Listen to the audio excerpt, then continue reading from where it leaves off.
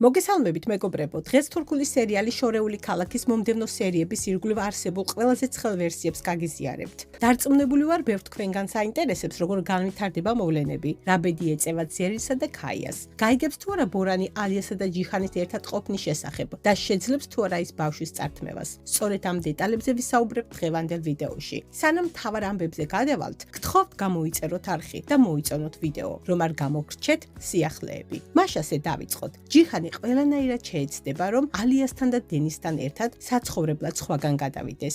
მას არ სურს ალიამ იმავე სახლში იცხოვროს, სადაც ბორანია. რა თქმა უნდა, ბორანი ამაზე საშინლად განრისხდება და ბავშვის წართმევით დაიმუქრება. მას ზურგს ეჯმე უმაგრებს, ამიტომ ალიასა და ჯიჰანის ბედნიერება დიდ განსაცდელშია. ბორანი ალიას ულტიმატუმს უყენებს, თუ შვილთან ყოფნა სურს, მის გვერდით უნდა დარჩეს, რაზეც ალია კატეგორიულ უარს ამბობს. პარალელურად, დემირისთვის ცნობილი ხდება ქაიასა და ზერინის ადგილსამყოფელი. რა თქმა უნდა, იფეგის დახმარებით. დემირის ზერინს ძალით წაიყვან სამწუხაროდ, ქაია ამ ეტაპზე უძლურია, რადგან ზერინი ოფიციალურად ჯერ კიდევ დემირის ცოლია. გავრცელებული ინფორმაციით წინ ძალიან მძიმე სცენები გველოდება. როდესაც ზერინის შვილი ეყოლება, დემირი მას მოატყვილებს. თითქოს ბავშვი გარდაიცვალა და მას დამალავს. ამ სასტიკი ტკივილით ის ზერინსა და ქაიას დასჯას ცდილობს. თუმცა საბოლოოდ, სადაქათის გამოძიების წყალობით ეს საიდუმლო გამჟღავდება და ის შვილიშვილს იპოვის. რაც შეეხება ნარეს ორსულობას, ეს ამბავი ყოველთვის ცნობილი გახდება. შაჰენს არ უნდა, რომ მისი შვილი ამ ქაოსში დაიბადოს, ამიტომ გადაწყვეტს ნარე ეჯმესგან შორს,